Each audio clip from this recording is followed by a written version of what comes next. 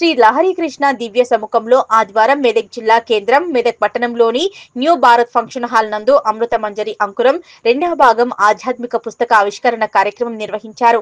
సమావేశంలో వారు మాట్లాడుతూ ఒకే దేవుడు ఒకే దేశం సిద్ధాంతంతో భారతదేశ వ్యాప్తంగా చాటి చెబుతూ దేశ ప్రగతికి, రాష్ట్ర అభివృద్ధికి, దేశ ప్రజలందరికీ భగవంతుని ఆశీస్సులు ఉండాలని తెలంగాణ రాష్ట్రంలో మనుజ్యోతి ఆశ్రమం నుంచి అనేక మంది ప్రేమికులు జాతి, మత, కుల భేదాలు లేకుండా పాల్గొన్నారు. ఈ సందర్భంగా శ్రీ రామన్నారాయణ లహరి కృష్ణ అమృత మంజరి రెండవ భాగం పుస్తక ఆవిష్కరణ కార్యక్రమం నిర్వహించారు. అనంతరం ప్రతి ఒక్కరికి పుస్తకాలు ఉచితంగా పంపిణీ చేశారు. ఈ కార్యక్రమంలో ముఖ్య అతిథులుగా retired Shankarrao, market committee chairman Koppula Seshareddy, ఆధ్యాత్మిక అడ్వకేట్ బోయిన్ శ్రీనివాస్, అనేక మంది ఆధ్యాత్మిక ప్రేమికులు పాల్గొన్నారు. ఈ కార్యక్రమంలో మల్లయ్య, సాయిలు, మల్లయ్య, విజయ్ కుమార్, పి రమేష్, పి కృష్ణ, ప్రసాద్, శ్రీనివాస్ తదితరులు పాల్గొన్నారు. అదేవిధంగా ఈ సభకు విచ్చేసినటువంటి భక్త మహాశయులందరికీ కూడా శిరస్సు వంచి నమస్కారం తెలియజేసుకుంటున్నాను. నేను కూడా, నా పేరు శేషారెడ్డి, నాది అల్లాదూర్. అయితే నేను రాంపూర్ గ్రామంలో ఉంటున్నాను. నేను 1994 సంవత్సరంలో నాకు ఈ యొక్క ప్రపంచం మీద విరక్తి కలిగి నేను ఒక గురువుని ఆశ్రయించిన. ఆ గురువు గారి ద్వారా సమాజంలో దేవుడు అంటే ఏమి, భక్తి అంటే ఏమిది అనే ఉద్దేశం మాకు బోధించి ఈ రోజున మమ్మల్ని అల్లాదూర్ పటాన్చర్లో ఉండేవాళ్ళము. అల్లాదూర్లో మమ్మల్ని ఉంచి ఈ రోజున నేను ఇక్కడికి వచ్చి మీ యొక్క నాకు ఇచ్చిన ఈ గౌరవం దక్కిందంటే నా గురువు ద్వారానే. అయితే ఇప్పుడు ఈ పెద్దలు ఇంతకుముందు అబ్బాయి చెప్పిండు, సాక్షాత్ గురువే బ్రహ్మము. అంటే భగవంతుడు ఎట్లున్నాడో ఎవరు చూడలేము మనం. భగవంతుడు వేదాలు కానీ సర్వ గ్రంథాలు కానీ గురువు ఏం చెప్తున్నాడంటే, భగవంతుణ్ణి ఆయన గురించి చెప్పాలంటే వేదం కూడా సరిపోదు. ఎందుకంటే రూపం లేదు, రంగు లేదు, ఆయనకు ఆకలి లేదు, అంతము లేదు. ఆది అంటే సర్వకాలం ముందు ఉన్నవాడు భగవంతుడు ఒక్కడే. ఎన్ని మతాలున్నా ఈ దేశంలో మంచి కాన్సెప్ట్, దేశం ఒక్కటే, దేవుడు ఒక్కడే, ప్రపంచమంతా ఒకటే, దేవుడు ఒక్కడే. సర్వం కల్విదం బ్రహ్మ, ఉన్నది ఏకం. ఆధ్యాత్మికం అంటే భక్తి మొదటి మెట్టు. ఆధ్యాత్మికంగా మనిషి 9 అవస్థలు, 9 భక్తుల్లో 9 విధాలు ఉన్నాయి. అందులోపట చివరికంటూ జ్ఞానం, జ్ఞాన బినా ముక్తి నహి. జ్ఞాని కాకుండా తత్వ అర్థం తెలియదు. కాబట్టి ఆధ్యాత్మికం అంటే ఆది అంతము లేనిది, ఏదది ఆత్మ. కాబట్టి ఆధ్యాత్మికంగా అంటే తను అసలు నేను మానవ జన్మ ఎందుకు ఎత్తినా, మరి 84 లక్షల జీవరాశుల్లో మానవ జన్మ ఉత్తమం అని అంటున్నాయి అన్ని గ్రంథాలు, పెద్దలందరూ చెప్తున్నారు. ఉత్తమం అంటే మనిషికున్న జ్ఞానం, మళ్ళీ జీవించే విధానం ఇతర జీవరాశికి లేదు. కాబట్టి మానవ అంటే జన్మను మాను అని అర్థం. మానవ ఇకనైనా మాను. జన్మ మానాలంటే ఏం చేయాలి? మనం గురువుని చేరుకోవాలి.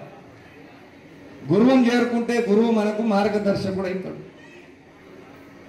ఎందుకంటే ఇప్పుడు ఈ అబ్బాయి చెప్పిండు, బ్రహ్మ విష్ణు మహేశ్వరుల కంటే కూడా గురువు గొప్పవాడు. అంటే గురు సాక్షాత్ పరబ్రహ్మ.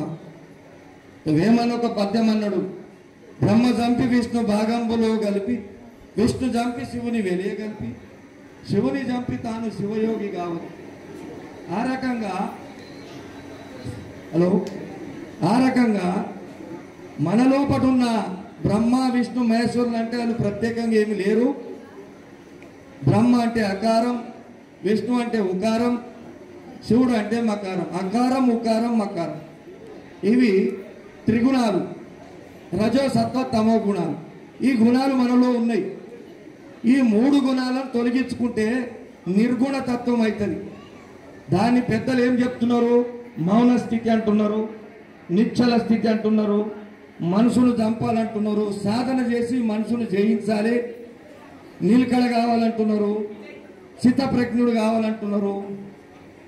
క్షేత్రజ్ఞుడు అంటే మన దేహమే క్షేత్రం, క్షేత్రంలో ఉన్న ఆత్మను తెలుసుకోవడమే ఆధ్యాత్మికం.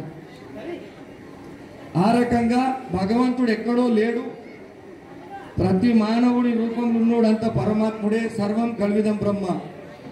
భగవంతుడు ఏకం నుంచి అనేకమై ఈ విశ్వమంతా తానే. అయితే శ్రీకృష్ణ భగవానుడు భగవద్గీతలో విశ్వరూపము అర్జునునికి ప్రసాదించిందని ఒక మాట ఉన్నది. అయితే విశ్వరూపం అంటే మాకు ముందు తెలియలేదు. విశ్వరూపం అంటే ఏందప్ప, ఇన్ని తలకాయలు ఏమేమో ఉన్నాయి, మరి ఇన్ని తలకాయలు ఉంటే విశ్వరూపమా అని మేము చిన్నప్పుడు అనుకునేది. తర్వాత తెలుసుకోగా ఆ ముఖాలన్నీ 84 లక్షల జీవరాశులకు సంబంధించి ప్రకృతి పంచభూతాలకు సంబంధించి ఉన్నది. కాబట్టి ఈ ప్రపంచం అంతా విశ్వం అంటారు. ఈ విశ్వంకి ఒక రూపం ఉన్నది, దీన్ని విశ్వము యొక్క రూపము విశ్వరూపం అంటారు. కాబట్టి విశ్వమే పరమాత్ముడు, ఈ సర్వం ఉన్నదంతా పరమాత్ముడే. అందుకే దేవుడు ఒకడే.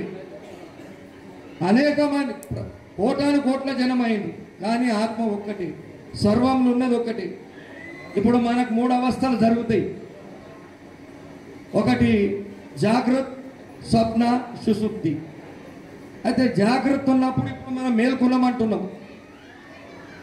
స్వప్నం అంటే అటు నువ్వు ఉన్నావు, దేహం లేదు, సూక్ష్మంగా నీకు కల్పనగా ఈ విశ్వం ఒకటి తయారై కనిపిస్తున్నది, అది స్వప్నం. ఆ రెండు కూడా నిద్రావస్థలే. కానీ మేలు కంటే సుషుప్తి. సుషుప్తి అవస్థ లోపల గాఢ నిద్ర అని ప్రతి ఒక్కడు. ఇప్పుడు పెద్ద మహాత్ములందరూ కూడా జడలు కట్టి ఎందరో తపస్సులు చేసి, ఎందరో యోగులు ఎందరో ఉన్నారు. తపస్సులు చేసి వేరేళ్ళ తపస్సు చేసేది ఏంటంటే మేలుకుండి నిద్రపోవాలి, నిద్రపోయి మేలుకుండాలి. అంటే తాను ఉండగానే ఈ ప్రపంచాన్ని మరవాలి, దాన్ని అవధూత లక్షణం అంటుంది. అటువంటి స్థితప్రజ్ఞత కావాలంటే స్థితి కలగాలి, ప్రజ్ఞ అంటే ఈ ఎరుక మరపు కావాలి. కాబట్టి సుషుప్తి అవస్థ ఏది ఉన్నదో దాన్నే సమాధి స్థితి అంటారు. అది తాత్కాలికంగా ఈ సృష్టి లోపల ప్రతి జీవికి నిద్రావస్థ ఉన్నది.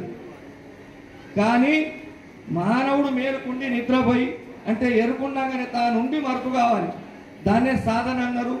దానికోసమే భక్తి అవసరం.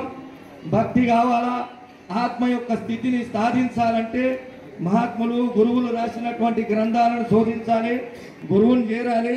ఇటువంటి అమృత మంజరి అనేటువంటి గ్రంథాలు మనకంతా కూడా పెద్దల యొక్క అనుభవం ద్వారా పొందుపరిచింది ఉంటుంది. కాబట్టి మనందరం కూడా అటువంటి గ్రంథాలు పఠించి ఆత్మస్థితి కలిగి భగవంతుని యొక్క దర్శనము మీ అందరికీ కూడా చేకూరాలని ఈ సభ ద్వారా నేను కోరుకుంటున్నా.